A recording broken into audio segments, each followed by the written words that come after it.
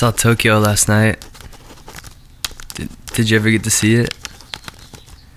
Gondry's piece was dead on, right? I never would have thought someone could write a story that close to us. I guess this is pretty typical though. I wasn't that bad, was I? And the chairperson, it was just like your sketches.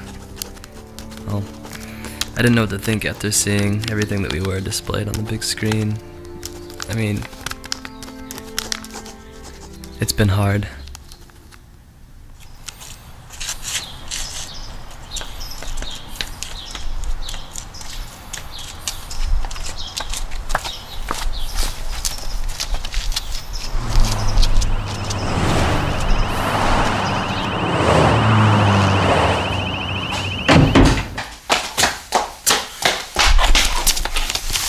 This letter has taken me the entirety of the last year to write.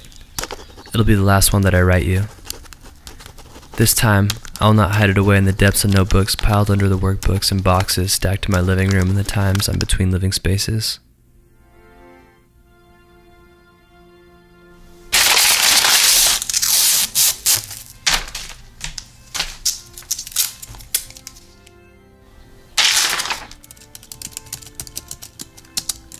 I'm longing for this sense of nostalgia to go away. Every time I go home, I'm still listening to my same old CDs, still driving down the same old roads. But this time, it threw me into this autopilot that went straight to your old apartment. It wasn't just autopilot though, it was more like this crazy delusion thing. It was to the extent that I thought I was actually going there, just like I did every day after school. I was actually wondering what you'd be doing when I walked through the threshold. I didn't know if you'd be cleaning up your room, be working on a paper, or maybe answering the door in that rolled shoulder, loose stance you always held yourself in. The one that hinted you were tired, annoyed, but still playful, still beautiful, and still sexy. But you know, as I rounded the bend from College Oak to Winding, I realized it was March 21st, 2009, and I was not driving to your apartment. I was not going to see you anytime soon.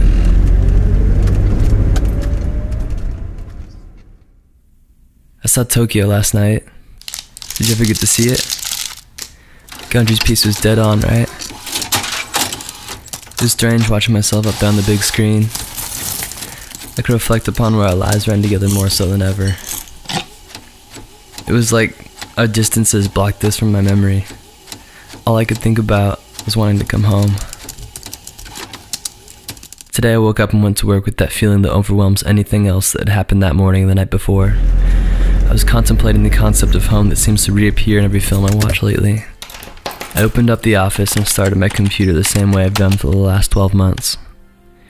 As I began to rinse and wash the old coffee stains out of the pot with the stinky sponge that had done this job way too many times for its lifespan, I remembered how I cleaned the same model every day for the last 3 years back home.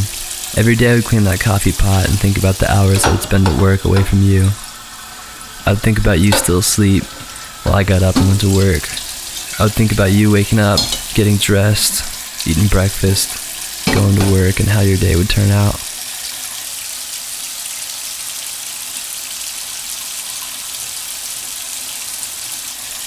Now I do the same monotonous task every morning in the office. Today all this crept up on me again. Well, I took all this in as I rinsed the soapy water out of the glass pot and accidentally smashed it on the stainless steel sink that is too small and unfit to wash any dishes in. I was afraid my boss would be upset. Although I wasn't hurt by the glass, those memories have been with me all day long. However, I'll never have to see that goddamn coffee pot again after I take the recycling out on Wednesday.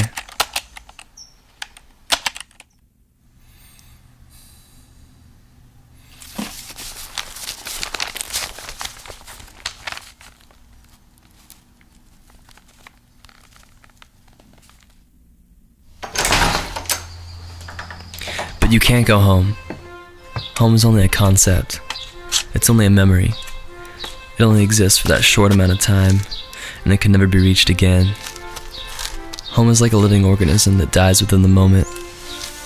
It's always fleeting. It can never be reached. This is why so many characters kill themselves in the movies. because they can't cope with the fact that they can't go home.